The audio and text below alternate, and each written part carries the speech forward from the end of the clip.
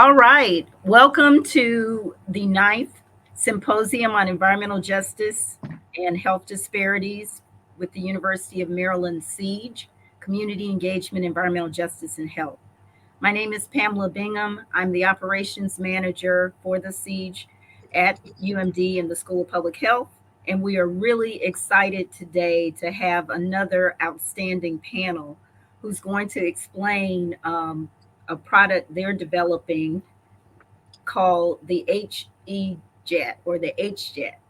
This panel is entitled The Use of Screening Tools to Advance Environmental and Climate Justice 2, Introduction of the HBCU Environmental Justice Screening Tool. We're very, very happy to have the team that has been working on this tool, and I will introduce them. Carrie R. Harris, who is the program manager and a PMP for the HBCU EJET, HJET. I can't say it now. HJET. She is now working with the team as project manager. Dr. Reginald Archer, assistant professor, agricultural and environmental sciences in the College of Agriculture at Tennessee State University. Dr. Linda Lobert, associate professor of economics at Morgan State University. Dr. Paul Robinson, assistant professor at Charles Drew University, retired associate professor in the Built Environment Department from North Carolina A&T University, Dr. Tony Graham, and joining us later, Dr. David Paget, associate professor of geography and director of the Geographic and Information Systems Laboratory at Tennessee State University. Our lovely and wonderful moderator today is Carrie R. Harris. First, let me provide the description of the session for those of you who are joining us. The Biden administration has developed an initiative entitled Justice 40, requiring that environmental funding be allocated to the 40% most disadvantaged communities in the United States in various federal programs. The administration also released the Climate and Economic Justice Screening Tool. After the release of the CJIS, there was a vigorous discussion about the tool's release without an indicator for race and the implications of ignoring this indicator in determining which communities were designated as disadvantaged. The HBCU EJ technical team, the HEJET, members have been working on the democratization of GIS for several decades. They began to evaluate communities in the southern United States to determine the potential impacts of ignoring race as an indicator. After analysis, the HEJET was selected by the Bullard Center in Texas Southern University to develop a screening tool with a race indicator. In this session, panelists representing HBCUs will address some preliminary findings of the team's analyses. The panelists will discuss how the new tool can be used to better identify communities that are disproportionately impacted by environmental hazards, and they will share examples of how the tool has been used to advocate for environmental protection and climate adaptation, where other environmental justice screening and mapping tools have fallen short. The session will conclude with some discussion of the limitations of the tool and ways in which the tool can be improved or enhanced and opportunities moving forward. The panelists will also discuss partnerships between HBCUs, community-based organizations, and policymakers to advocate for the effective delivery of Justice 40 benefits to overburdened and disadvantaged communities. At this time, we will turn it over to Ms. Carrie Harris. Thank you. Thank you so much, Ms. Pamela Bingham. Thank you so much for everything that you contribute to the team. You also are part of the team, which I don't know if you mentioned, but you've been an instrumental member of the team. And we're just really excited to kind of talk about a lot of the research and the developments in our tool that we've made today. As you can see in the picture, we've got Ms. Pam on our team, and we got Mr. David A. Paget. We also have Dr. King, who's at the Bullard Center. So it's really been a collaborative effort. We were formed in 2022 as a collaborative effort across HBCU affiliated data scientists, geoscientists, economists, public health experts, and geographic information systems experts, which is GIS. And currently, we're working on the development of a Justice 40 federal spending tracking tool, but we also still do a lot of work and we present a lot of workshops talking about the tool that we developed last year. And it's really a beta tool, but we do a lot of work with it. And essentially, that tool layers racial data across all the 74 plus thousand census tracts in the country onto the data that's currently in the seizures tool, which Dr. Lubeer will talk about later on in the panel. She's also going to get into the methodology that seizures use to even determine a tract as disadvantaged. So we're really excited for this session. Something that's really important that we want to share with you is our primary goal in the work that we do. Although everyone on the team is super technical and has expertise in all these kind of technical regions, our goal is to empower environmental justice stakeholders. We want to support organizations with their grant applications. We want to support environmental justice organization, environmental justice organization, organizations by just giving them information and awareness and data on the communities in which they live. And we do that through the projects that we've been working on that have been funded by the Bullard Center. Big shout out to them, Dr. Robert Bullard and Dr. Danae King, funding our group to do this research. And we use ArcGIS mostly to get this work done. And so ultimately, today we're going to talk a lot about what our team is doing. We're going to hear from Dr. Reginald Archer, who's on the board of EJ Screen at APA. We're going to hear from Dr. Linda Lubeer, who's an economist at Morgan State University, working on this as well as some redlining research from the perspective of appraisers. We're also going to hear from our lead developer, GIS developer at Charles G. University, Dr. Paul Robinson. And we're going to hear from Dr. Tony Graham, who has an amazing presentation on environmental racism from the perspective of an engineer and environmental justice in the built environment. And so as you can see, we talked about it a little bit, but here we're working closely with Dr. Robert Bullard, who is on the White House Environmental Justice Council, and we are, leveraging the experts on this team to provide research and data supporting his main point, which is that environmental racism, disparities according to race and ethnicity are really important, and race is left out of the tool, which is a big problem when thinking about the fact that environmental racism is mostly a byproduct of racism. And so as you can see here, Dr. Bullard is with President Biden on the day that he signed an executive order creating the White House Office of Environmental Justice. And there's Dr. Peggy Shepard in the photograph as well, who we spent a good deal of time with.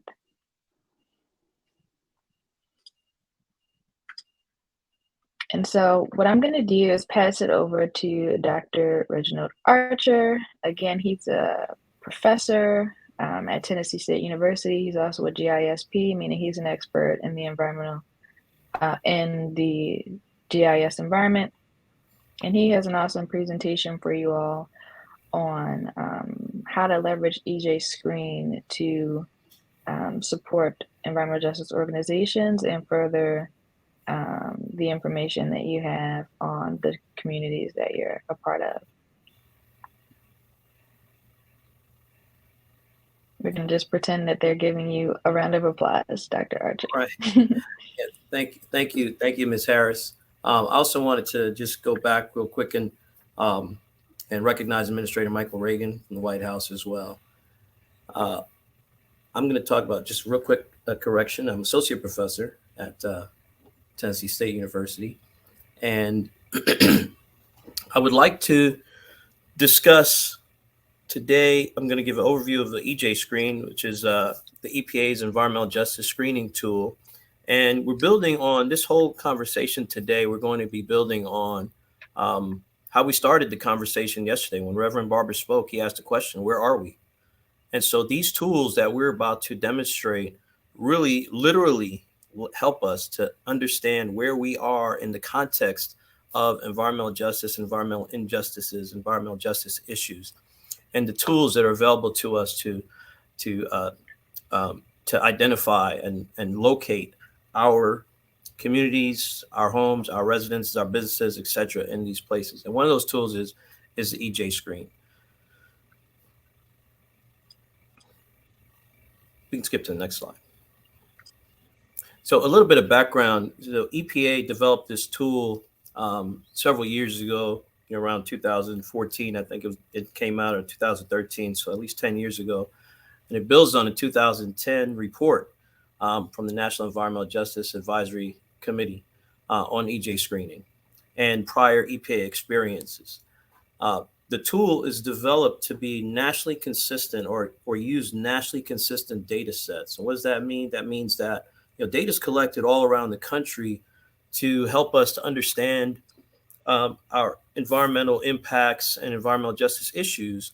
But in order to be able to look at the data across the country, we have to use data that is collected consistently or in a consistent way and in a consistent framework so that we can compare cities to cities or counties to counties or block groups to block groups and states to states. And that's what the EJ screening and mapping tool does.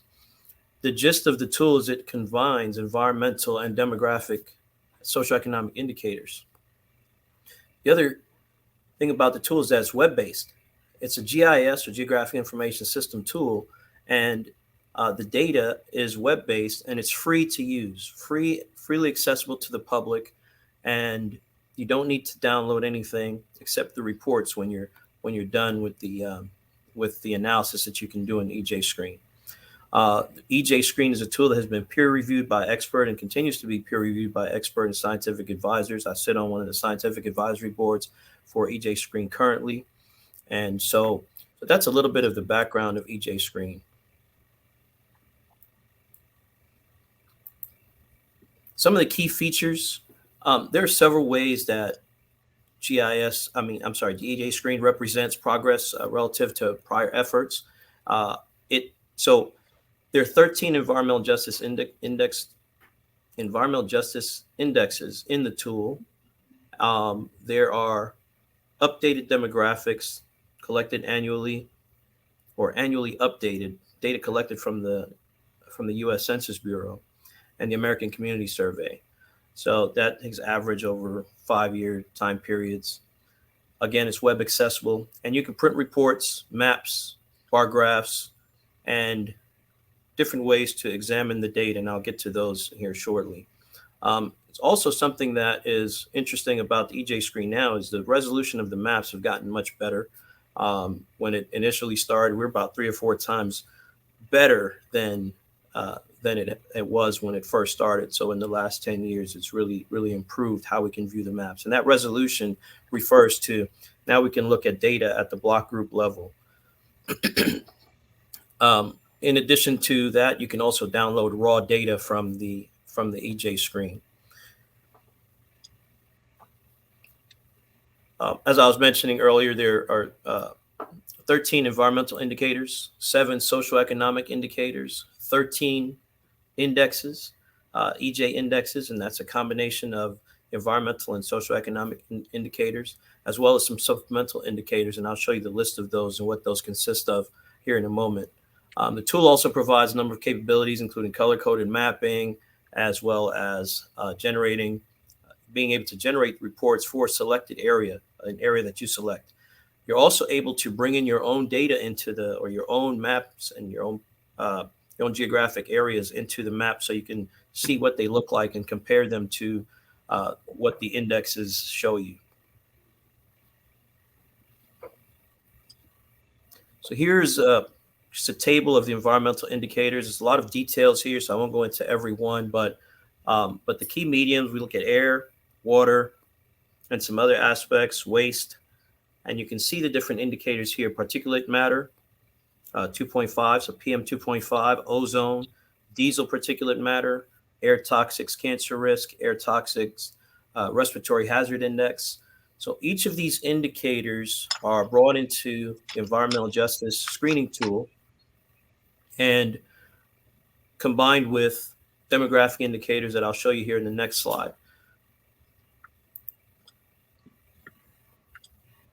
I'll say the two demographic indexes that you saw in the slide previous are is a demographic index that is based on the average of two demographic indicators: percent low income as well as percent people of color.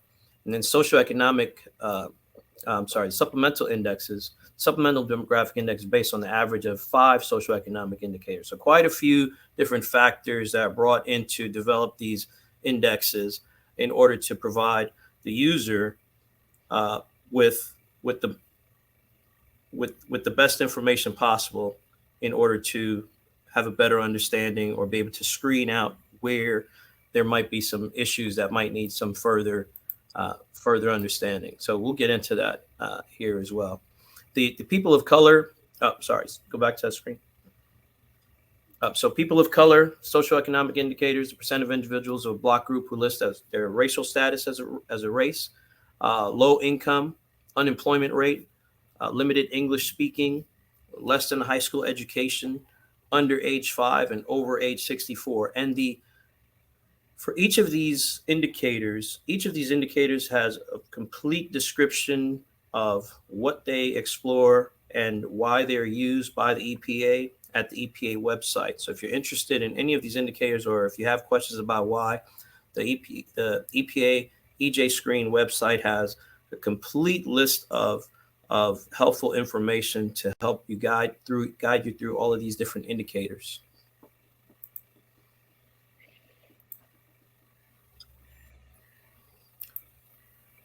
So anyone's free to use EJ Screen, as I mentioned. It's supposed to be a tool for everyone. We hope it will provide better communication, that it can further dialogue between environmental justice or around environmental justice issues. It's not required by state or tribal partners for anyone to use in any context, but there are, the EPA uses them in various contexts though. Outreach and engagement, many aspects of their environmental programs, and geographically based initiatives. Again, where are we? Well, we're somewhere in the environment, and so we can use these tools to help us understand and answer that question in sort of a literal way. It also helps to highlight areas that may warrant additional consideration. So once the idea is that the tool can be used as a screening tool, not necessarily for a specific analysis, but that it can highlight areas that demonstrate what is the risk of where I live or my area that I'm concerned with compared to other areas in the country. We do that by using a percentile index score. And the EPA is already using these tools to highlight other areas that warrant additional consideration. So it's been doing so for several years now. But there are some limits to the tools as well. We can go to the next slide. The EJ Screen tool should be used as just a starting point. It's for pre-decision in a sense. It's just to kind of give you an indication of where there might be some issues and where we should dig further and where we should go and supplement our data with more local data.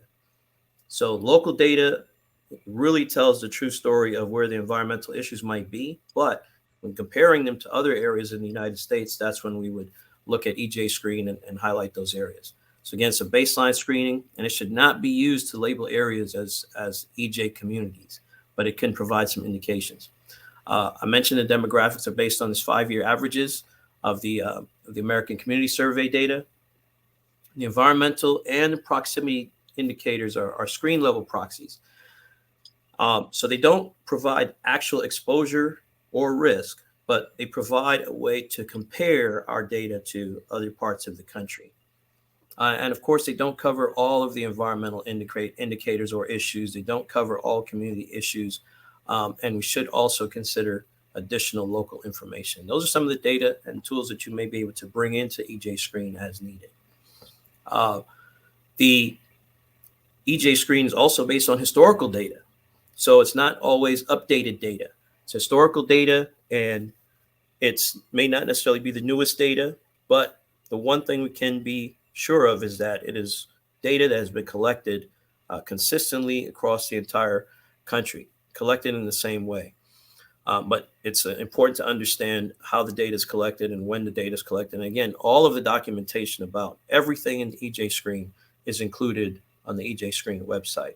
And there's lots of videos and other supplemental information to help guide you through that. So let's take a look at some of the maps quickly here and the types of data that you can access. So the geographic unit is the block group, and you can see the color-coded irregular polygons here. So this is the smallest unit or the highest resolution that the EJ Screen data can access. And we know that the average block group has about 1,400 residents, again, to provide sort of this national consistent data. The results, when you grab a particular area that you're interested in, then you can see the results identified as percentiles. And they put these indicators in the common units between 0 and 100. So placing the 80th percentile nationwide means that 20% of the U.S. population has a higher value than this 80th percentile. If you're at the 90th percentile, then only 10% of the U.S. population has a higher value, meaning that this area that you're interested in has a pretty high value compared to other areas. So this, again, this doesn't. Sorry, Dr. Archer, 1 minute. So this doesn't mean that the risks are equal or comparable, but this is an indicator that you can look at, again, to screen that area. Next slide. So the EJ index itself, the index and those values you get, combines the environmental data and the demographic data in a geographic location. That's the easiest way to think about it. Next slide. When you view the reports, you get a standard report that gives you all the indicators in a single specified location. And then you can see the map that gives you time over the various block groups. So you get several ways to visualize the data and the indicators. Next slide. You can specify your own area within the tool. You can highlight your own area in order to get and create buffers around that area if you need to, in order to look at the data for a particular area. So aside from the block groups and the county level data and the state level data, you can also supply your own polygon to examine the data. All right. Next slide. I think we're reaching the end here. It's standard report format. Again, any information about this you can find on the EJ Screen tools and website. And yeah, I think I'll stop there. These other tools, it's just examples of the maps and the indicators here, and that's the next couple of slides. So I know we're running, time is low, so I'll go ahead and skip through these. But these are just examples of the different ways we can highlight the indicators. And then we can print out reports for each of these. And you can also add other layers once your EJ Screen has some other layers that are not included in the analysis that EJ Screen does, but that you can use to visualize within the tool itself. Okay, here's some sample types of additional data, and yeah, I'll stop there. Just this is the last screen you can take a look at to understand, and you can share those if needed or answer questions at the end. Thank you.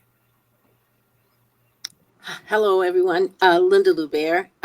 Next slide. I'm going to give you just an overview of the CJIS tool, which is the Climate and Economic Justice Screening Tool that we refer to as CJIS. Just a little history.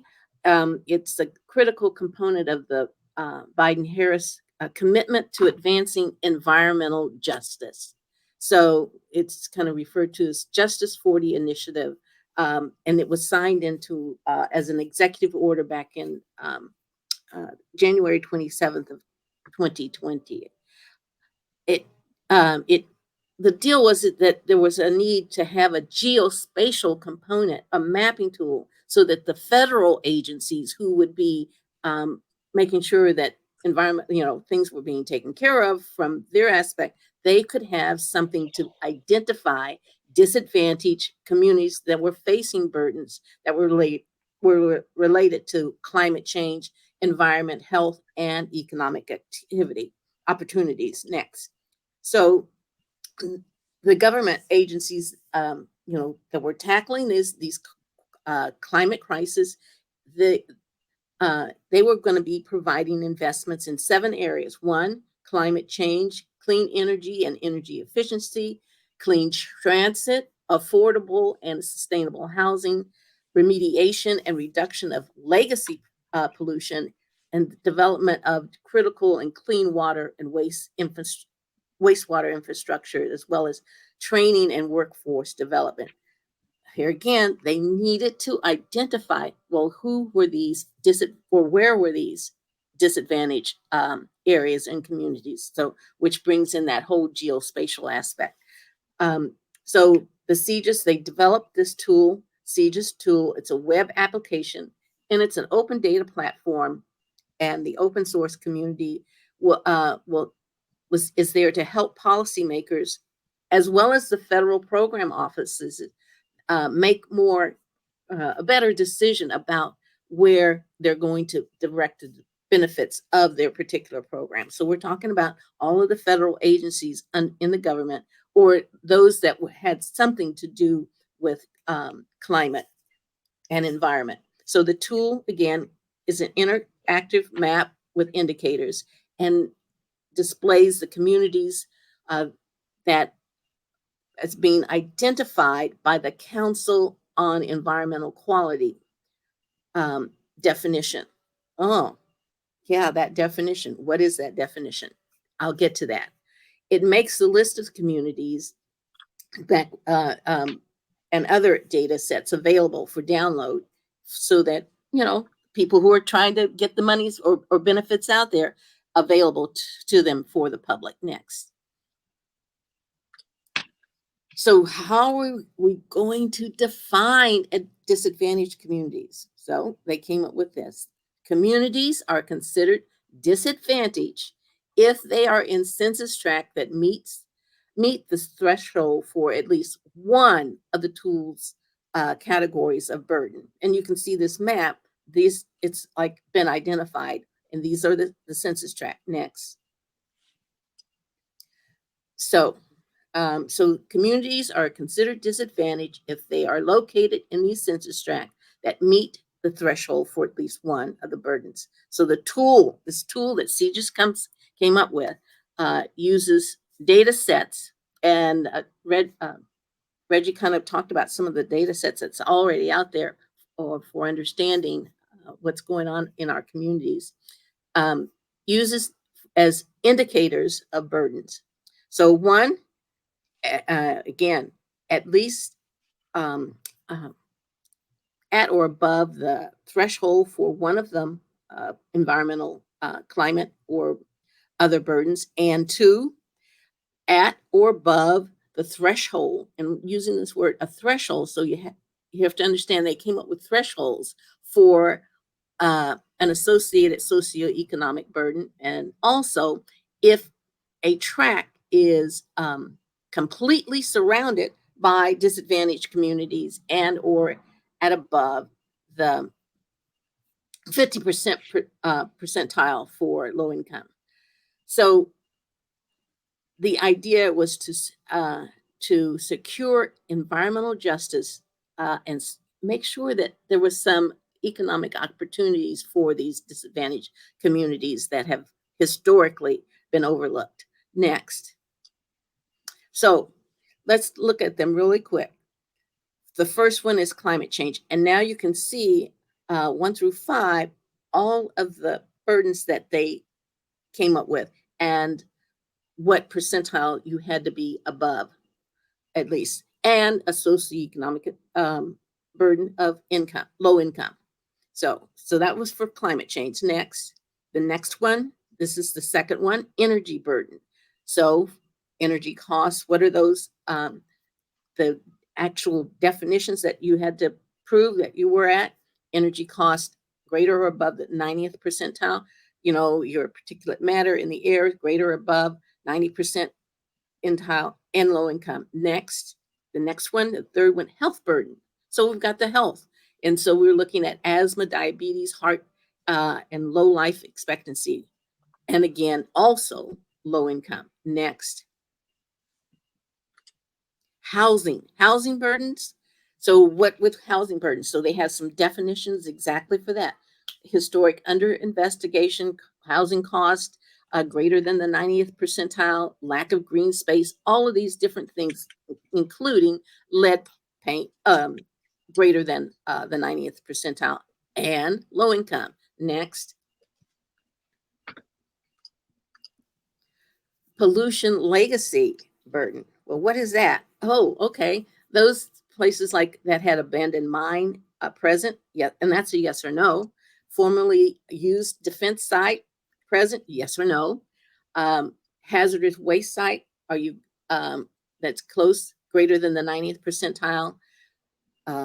Superfunds, 90th greater or equal to the 90th percentile, or proximity to risk management plans greater or equal to the 90th percentile, as well as low income. Transportation burden, yes. Well, now we're talking, diesel particulate matter greater or equal to the 90th percentile. Transportation barriers greater or equal to the 90th percentile. And what about traffic? Traffic proximity and volume greater than or equal to the 90th percentile and low income. Next, water and wastewater burdens. So are there any underground storage tank and release that's greater than the 90th percentile, or wastewater discharge that's there, it's greater or equal to the 90th percentile and low income? Next. So now we're going to the workforce development. So are there language issues, isolation issues greater than or equal to the 90th percentile, or low and medium income, poverty, unemployment, all high unemployment, and high school less than 10%, having a high school education. Next. So those were the 8 components of the CJS, the categories that they look, and you see how they came up with all of those. They had to see if places were greater than all of the indicators that I showed within those categories. So the most important variable that we see, though, is not in that, and that's race. And we feel that it's an important variable. And we can show you kind of why. Let's take those 8 categories and let's see what are the percentages of African Americans in those census tracts. Next slide. So we've got the 8 categories for disadvantaged areas. So it's not disadvantaged if it's a 0. So 8% of African Americans live in where there are no disadvantage. It's not a disadvantaged area. But if you keep going, having an additional burden added to it, category of burden added to it, you see that the percent of African American increases all the way up to having 8 of those categories within that census tract. And you see almost 60% of the people, African Americans, live that. And it is the total reverse when you look at the average percent of whites who live in those areas. So 70% of whites live in areas that have it's not considered disadvantaged by all of those things that I just defined. And it keeps going down. And when you get to number 8, having 8 of them, only 8%. I'm sorry, only 12% of white population are living in tracts with 8 of those categories. And next. And so we can look at those different categories, and we can look at a lot of different things about them and actually find out the percentages and see this a description of how many are in those areas. So this is kind of just if you are if there's unemployment, the average, if it's in an 8 area, you have 8 categories in it, you have a really high unemployment rate. And you can see by this, I won't get into all of this, but anyway, that kind of gives you an idea of how and why race becomes an important part of the CGIS tool. Next, it's for okay, Paul.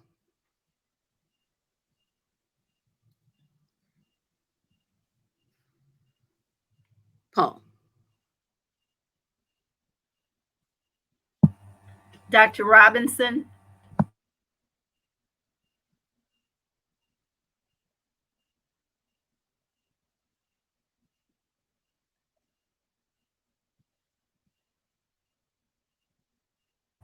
We need you to unmute. Sorry about that. I thought I was starting at 11:49. So you can go ahead and go to the next slide. So following on from Dr. Luber's presentation, our group, the HBCU Environmental Justice Technical Support Team, was asked by the Bullard Center to address this issue of race not being put into the CGIS tool by the White House. So in our first meeting, we were given a preview of the beta version of the CGIS tool, and race was completely left out of the equation. And the rationale that they gave, that I was told, was that the White House is afraid of getting sued if they put race as a criteria for determining disadvantage. So that has been left out. So in the first version, it was entirely left out of the CGIS tool that you just had an overview of. So we were at that meeting, and we gave a presentation to show, similar to what you saw Dr. Luber talk about, and I'll show a little bit of that shortly, to show how race is critical to determining, has been critical to determining people's position in American cities over time through we know about the segregation.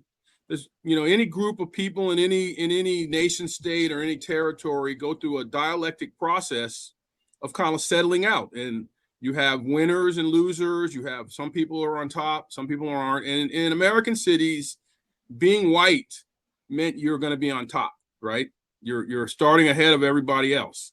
And a lot of what you see now is to redress those histories. So in terms of environmental justice, pollution has been put in communities of color. Pollution has been put not based on income, but often based on race or ethnicity. So we thought it was a good idea to address that. And so we were actually tasked with the job of reintroducing race to this environmental justice modeling or tool building exercises that are going on. So the next version of the CGIS, that is now the current version, that was released in, I think, the fall of 22, and I believe in response to our protestations at the original unveiling of the beta version at the meeting we were on, they added race back in to the database, but it is not in CGIS available to layer. So you can get the numbers as you were seeing, but you can't visualize it. You can't understand the geographic implications of race. And so our tool is not the answer to CGIS. It's not a better CGIS.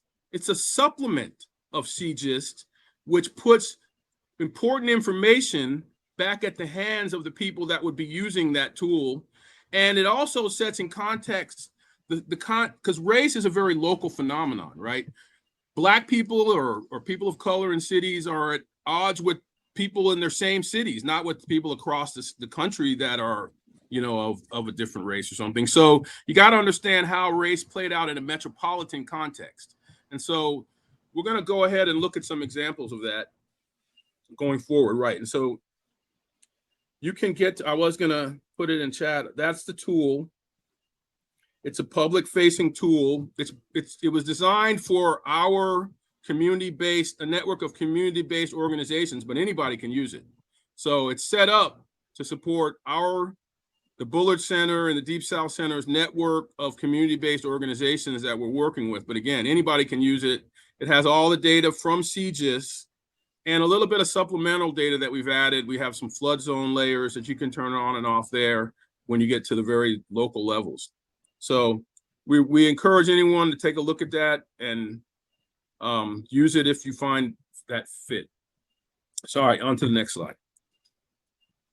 So here's an example of this tool zoomed in the Houston area. And so there's two layers turned on here. The first layer is the yellow circles are the number of criteria that were explained in the previous presentation. So there's 8 different criteria: climate change, and other housing. There's many different. You just saw all the categories, so you can go to the CGIS site and see the 8 categories. So if the circle is the largest circle are census tracts where over 8, all 8 of the criteria are exceeded. If there's no circle in a census tract, none of the criteria were exceeded. And what we noticed when we started to layer race on top of the categories exceeded, you start to see interesting patterns. And as Dr. Lubert showed, so this is downtown Houston, just south of downtown. Anywhere west of Main Street, there are no criteria exceeded. And you can see that the percentages of African Americans are very low, 0 to 4%, 0%. As you move across Houston towards the east into the 3rd Ward, you start to see that many of the communities suffer extreme environmental burdens. And but there's one interesting pattern that emerges, and this emerges in almost every city I've looked at. Not bougie, but just successful African American communities. And when I say successful, meaning the people aren't all extremely poor, are left out of this equation completely. So you can see we're looking at the area around Texas Southern, and all of the areas around McGregor Park, south of Houston, are heavily African American, but they don't have designation.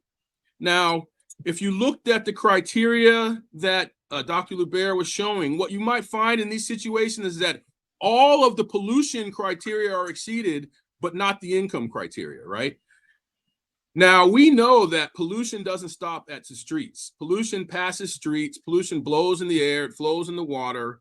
It's also social conditions, poverty around you, violence around you could cause your neighborhood to be subjected to that. So areas that are adjacent to places that are considered disadvantaged, and because of that adjacency, and in some cases being surrounded, but maybe the people work at Texas Southern, so they're not necessarily poor, they don't get any of the federal designation of the Justice 40 program. But we all know that in those communities, it looks pretty much the same. Maybe the houses are a little nicer, the yards might be a little, there may not be the projects, but right around there, and the social conditions of those communities are often very similar to the surrounding conditions. So move on to the next slide. So we think that there's gaps in the data-based on-off Boolean approach that the CGIST is using to determine neighborhood disadvantage. It's leaving very important gaps, and particularly in African-American communities. So this is New Orleans here. And so again, this is New Orleans, east side of New Orleans, and you can see the blue star there is one of our community-based organizations. So we have all of those on the map, and we're working with them to define their boundaries. But what you can see is that if you look to the lower left part of this map, Gentilly Terrace, Gentilly Woods, all the way to Lake Pontchartrain are not considered disadvantaged neighborhoods, but they're surrounded by areas that have many criteria exceeded, right? Now, if you were to drive from the west side of this map across Gentilly Terrace into this east side of the, like, say, from one of the big areas that has the big 8 criteria across, you're not going to notice that much difference in who lives there. And I've clicked on those census tracts. They have 70% African American, 60% poverty. They have many of the burdens, but because they don't exceed the low income threshold, they do not get the designation.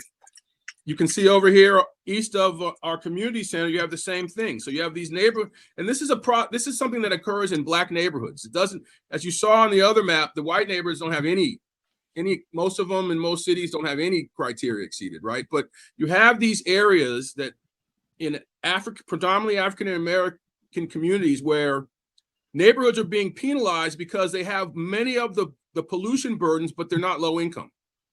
Or at least they don't meet the 90% threshold for being low income that this CGIS tool puts together. So we're not alone in making these observations. Many studies have, actually there's a Science magazine article, Science, the Journal of Science article that was written recently where they said that this tool will actually likely enhance disparities in environmental justice, not decrease it, for the very reasons that we're talking about, where by using this Boolean on-off, yes-no approach, and income being always the one determinant without considering race, because that leads to problems. Go to the next slide. I think I'm probably running low on time here. One more slide. Oh, okay. Actually, I left one slide out. So if you can go back to that last slide, I'll just finish up. So we have notified our collaborators at CGIS. We've actually shown them this tool. We've actually done this presentation for the White House Advisory Committee to try to demonstrate that there's got to be something besides just using those criteria along with income, because it leaves out neighborhoods who suffer the burden of race and maybe not income.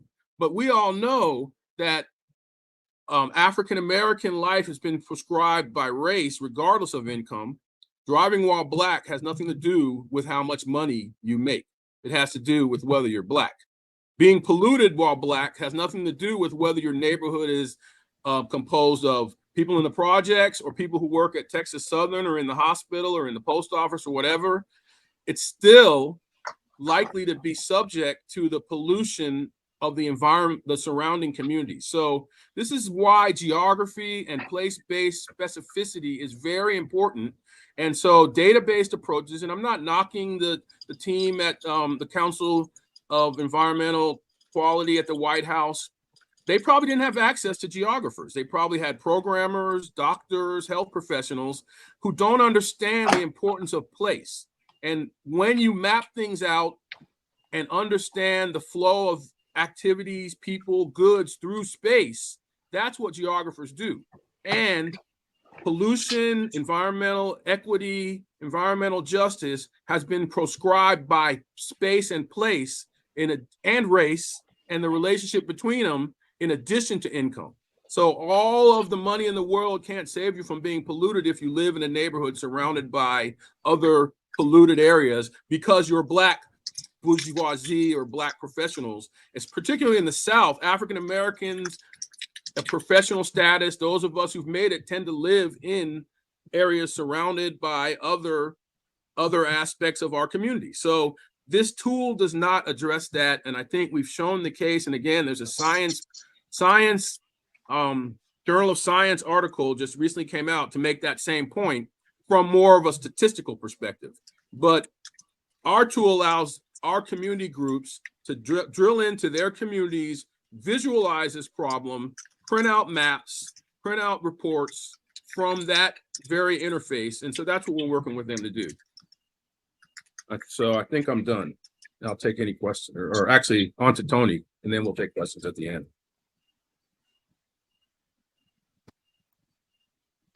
That was great. It was great.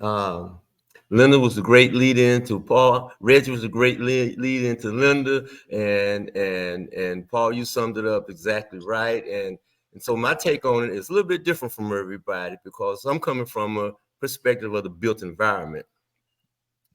And what Linda and Reggie and Paul have all described is precisely what's going on in the built environment and how the built environment cannot be left out of this tool set.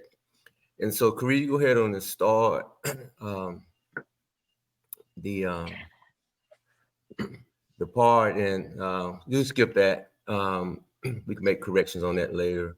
All right. So my perspective is I'm dealing with infrastructure. I'm looking at inequalities in the infrastructure and how they relate to all of the things that the panelists have brought up to date. And so as far as back as 2021, there's been studies by the American Society of Civil Engineers that's pointed out the conditions of our infrastructure. But what has historically received less attention is the role of infrastructure, construction, and maintenance has played in promoting inequality and racial segregation. And so I want to hop on that because this is really leading up to a lot of the environmental conditions our neighborhoods are experiencing. And Dr. Robinson hit right on. Pollution doesn't care what your race and background is. You're going to get sick, period. And so next slide.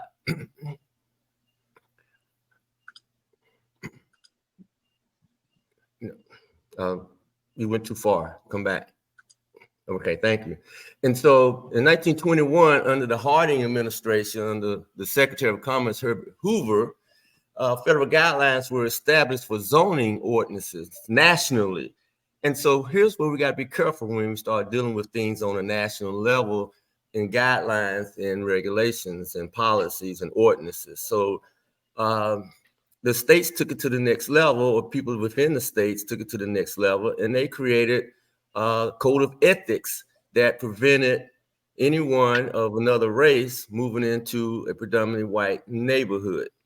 And that led to the beginning of the intentional segregation of our American cities.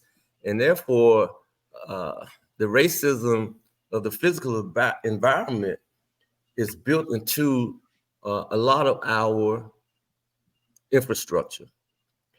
That recognition is what helped shape President Biden's infrastructure bill, to recognize that racism was built into our physical built environment, and we had to do something about it. This was brought up by Dr. Luber in her presentation as well. Next slide, please. One of the greatest, clearest examples of inequality in infrastructure is the interstate system. And back in the 50s, it was authorized, and there are hundreds of thousands of highways and byways that have been constructed since then. But when it came to where those highways would be built, many communities of color were uprooted to make way for that construction. And in a speech by a previous administration, Transportation Secretary Anthony Foxx, he stated that 2 decades of the federal highway system back then displaced at that time 475,000, and more than a million people were displaced. So put that in context now. Next slide, please.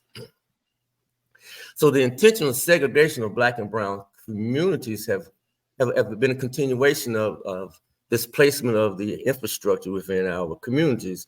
And it's intentional.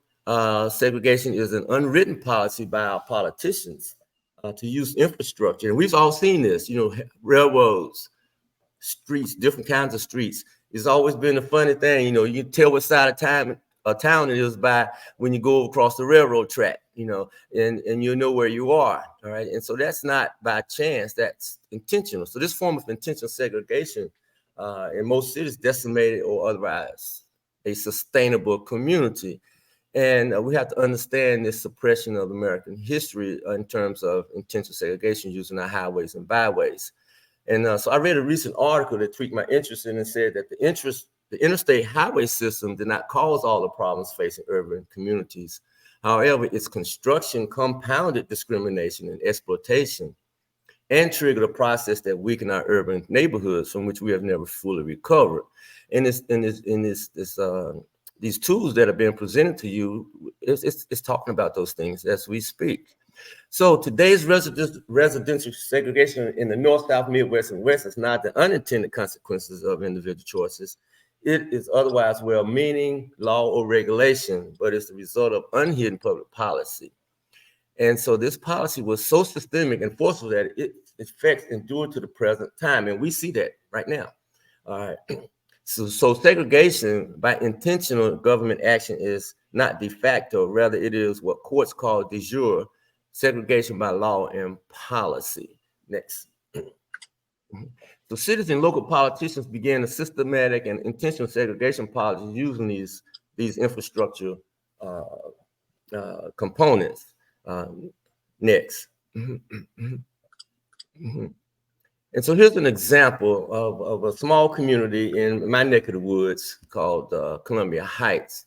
It was created back in the 1800s for the African Americans of the Winston-Salem area. And they carved out 26 blocks. They were bought by the residents there. And this site became known as the location of the African American Educational Institution, Slater Industrial and Normal Academy, which later became Winston-Salem State Teachers College, which later became Winston-Salem State University. And so here's an example of a sustainable community that was designed specifically to create an environment of success for African Americans in this neck of the woods. Next slide, please. However, in 1958, in this community, a highway was constructed, US 52, and it bisected this community, and it decimated the residential blocks and severed the community connections. It's now surrounded by highway tracks, industrial complexes, parkways, an enormous amount of low-income apartments, high rental areas, and exactly 3 to 4 single-family homes reside there now. It also has a NASCAR stadium that races cars almost 7 months out of the year. It also has a landfill, an organic landfill that's covered up by an asphalt parking lot that services the racetrack as well. And it's operated and owned by the city. All right, next slide, please. And it also cut off access into the neighborhood. That access now allows the residents to get in and out on 1 or 2 ways. And during the traffic for the sports events, the residents are actually cut off from getting in and out of that. So next slide, please. Next slide, please. So here's a picture of that neighborhood and the access points in and out of that neighborhood. To the right is the racetrack. To the north is the parkways. To the east is the interstate system. And to the south are all the industrial complexes. And smack in the middle of all of that is the residential, or what's remaining of the residential area. So the infrastructure has now inundated this neighborhood, is actually trapped this neighborhood. And we talked about one of these indicators, this traffic or transportation, and how all of that affects our community. So here's a great example.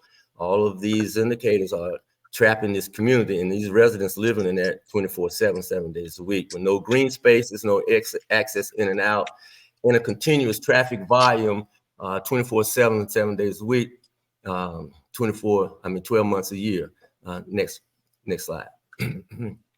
And so now the current EPA training tool, EJI tool set rather, I'm sorry, is missing the opportunity to expand its ability to look at other variables of the built environment or other indicators. And next slide, please. And so here again, it's the same community, but it's inside now the EPA's environmental justice screening tool. And the drop down are the indicators for the community. You have to really drill down and define anything about the transportation. And then once you do, go to the next slide, please. You'll see that is all it would show when you click on the transportation component of it in terms of traffic. And I don't know what you could do with that, but that's all it shows. So when you're talking about impacting our communities, if you're using this tool, then it may or may not assist that. So in summary, the use of any tool to justify the greater good should be designed to represent its intended target audience with care and caution. And this EPA EJI screening tool is an example of such a tool. I don't know if it's been considered as the flagship tool for all communities, states, and federal agencies, or it's being considered for that as well. And I can think that without the addition of the built environment variables or indicators, in addition to the race, as been talked about previously, that our communities are going to be subjected to some exclusion of these federal fundings. And the use of the EPA screening tool becomes EPA, if it becomes a federal policy, we very well may be headed back to the 1920s under the Hardin administration position of segregation of our neighborhoods, using highways and byways to be a tool of instrument for segregation of our neighborhoods. And so that was, thank you so much. And I move on to the next presenter. Thanks so much, Dr. Graham. That was actually, well, you were actually our last presenter. We're going to open the floor up for some questions from the audience. But what an amazing, amazing panel presentation that we had today. I also just want to take some time out to introduce the founder of HEJIT, Dr. David A. Paget. He's joined us. He had an obligation, but he was able to carve out some time to join us today on this panel. So I would like to give the floor to Dr. David A. Paget just to give a little bit of information on himself and his idea for the team. Good morning, afternoon. Yeah, Dr. David A. Paget. I am the, I guess, quote unquote lead for the HEJIT team, even though it's kind of hard to be a leader with all these great minds here. Our primary task for now is to address some of the shortcomings of the CEQ's CJIS tool. So welcome. Thanks for joining us.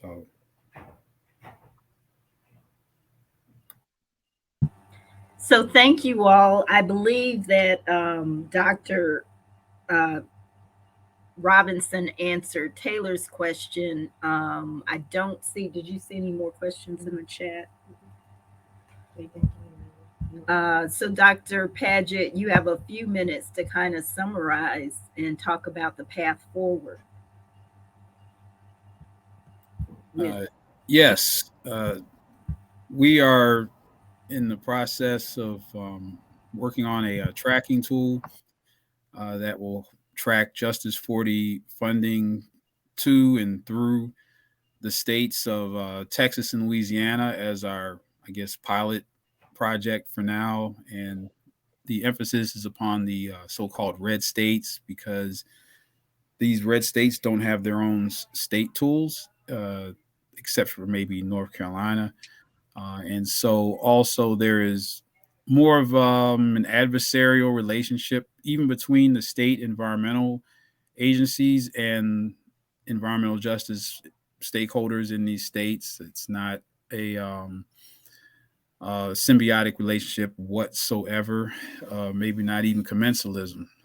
But so these communities need support, not only in terms of doing research and using the tools for tracking, but also training and understanding what and how these funds are to be spent. Because still, when I've been on the ground and asked just people who you would assume would know, they have no idea what Justice 40 is. I mean, I'm really surprised. So if we're at that level, then technical assistance is definitely needed, even for people within agencies of government at the state level who are supposed to be working in support of these communities. So we need education, training, and of course, research. And so our team is going to use our tracking tool to do part of that. And then we've also developed the HBCU climate and environmental justice screening tool, which does include the race layer and is also on a GIS platform. Maybe it was demonstrated before I came on, But that tool is also being beta tested for use by communities to strengthen their arguments for being eligible for these funds. Could Dr. Graham address the question from Erase the Red Line? I actually saw this exhibit in Baltimore. Well, I saw it at National Harbor, but it's been going all over the country, and good to see those folks on the call. So, Dr. Graham, or anyone actually, can you address the question? Thank you.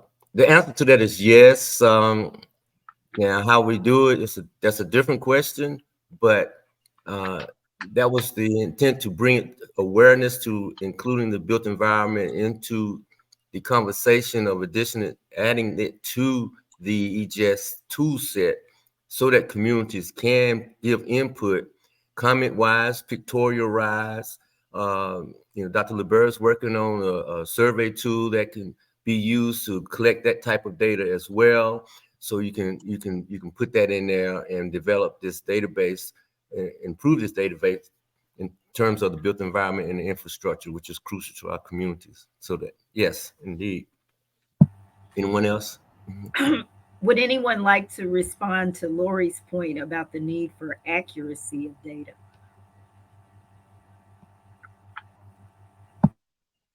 I could probably, the census is a great data collector of who and what we are, but it is not precise.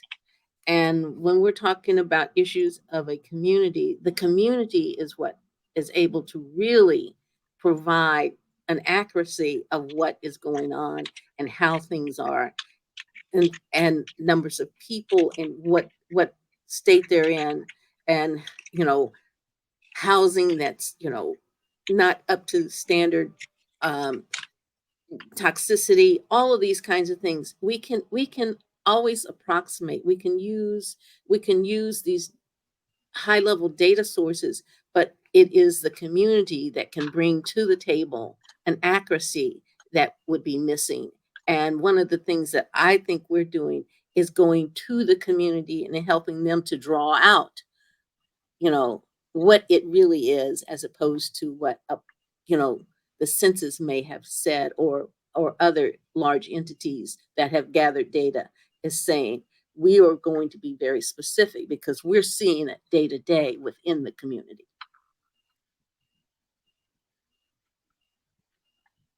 Yeah, I'd like to chime in that what's missing is the place-based specificity and data, accurate, well specified or not, needs interpretation from context.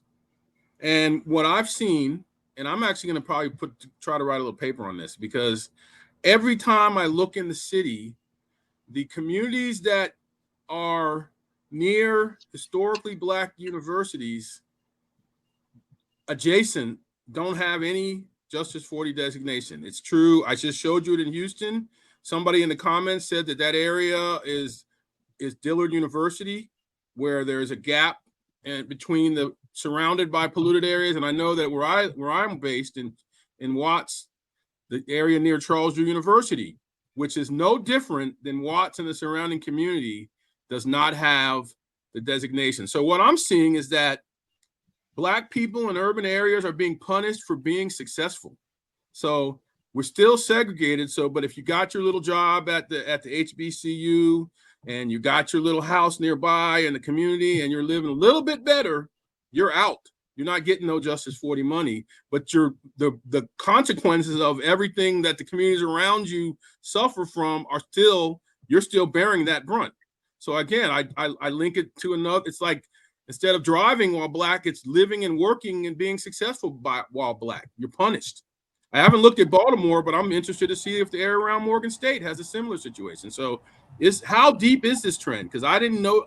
I noticed it that in LA and in Houston, it's the area near the HBCU that is being punished by not getting any Justice 40. And I see it's in New Orleans too. So I wonder, is that true in everywhere that this black bourgeoisie and the HBC, we've built ourselves up a little bit, maybe bought some houses nearby, maybe renovated the nearby communities, you're punished. You're punished by the Biden administration, by CGIST, because you were successful. And you know what? That's a common thing. I don't want to go on a thing, but in a lot of work environments, people are punished for being successful. So I guess, American cities are no different, but it doesn't make it right. Especially when it has a racial tinge that's been hidden. The racial aspect of this is trying to skirt around that, oh, it's okay, they got money. But as Dr. Graham's presentation said, that has the historical punishment overrides having that, middle income job at the Black university. It appears from the data. Or any other. I mean, it's got to do with racism, segregation, and isolation and exclusion, which none of these tools address that yet. Mm-hmm. Yeah, that reminds me, Taylor had asked that earlier question in the chat about historic redlining data, both Dr. Lobert and Dr. Robinson, if you wanted to address that. I'm losing my voice, so I apologize. She had said, is historic redlining information being added? She said, has any thought been given towards adding historic redline maps to this tool? And I believe someone addressed it. Dr. Robinson addressed it. Dr. Lobert, did you have any comments? No, go ahead, Paul. I was just going to say they put it in there, but it's from like 1924 to 1945. That's too historic. That didn't, the second ghetto. There's a book by a guy named Seymour Hersh, The Making of the Second Ghetto. Most ghettos were formed in the 60s and 70s, as the Fair Housing Act, and then we were supposed to be allowed to integrate, but then there was reactions in every city. And so the 1970, and I know this explicitly because my dissertation addressed it, the biggest, blackest ghettos were in 1970, not 1940, right? So any kind of homeowners loan corporation exclusion that their database stops in 1945, you're not catching the processes that are important in these communities that we live in. Yeah, and I like to add to the redlining. If you follow the built environment in the construction of highways and byways, you will see that the redlining uses those tremendously to do redlining, and so they'll carve it up along those highways and byways, and where they're not comfortable with, then they'll actually cross over and then start chopping it up. And it's amazing if you look at that. Highways and byways in those road networks, you'll see how our neighborhoods are dissected and the ways they're dissected. And then when you look at the voting and how the voting is done, the redlining uses that to its advantage. And one thing I say lastly is you got to vote. You got to vote people in the legislation. You got to put people in these communities in legislation and in power to make these rules and regulations for our communities. We're a reactive community. We don't vote people in for our interests. We vote everybody else in for their interests. And then we complain about our interests not being taken care of. So we have to be careful here and look at the reality of all this situation. We have the largest voting bloc. Geospatially, we can show you all of that, so there's no excuse for not having our legislature populated with people of our interest for our communities to make them effective, so we won't be running up into these issues all the time and be reactive to issues. So in my comment about the built environment and all the presentations that you're seeing now, geospatially, you're looking at the experts right now who can show every community how to combat all of the pushback from voting blocks, redlining, et cetera, because we can map all that stuff and we can give it to you. So we can show you how to handle it. And then we got people on this panel who sat in these discussions on redlining and whatnot and been expert witnesses. So the issue of our communities relies really in the voting box and the voting ballot. And 2024 is coming around the corner. So get out the vote, change the system, put people in the office to make it happen. Thank you. That is such an appropriate segue. My goodness, I didn't even have to write it. That is the appropriate segue for the whole theme of the symposium, people, power, and politics.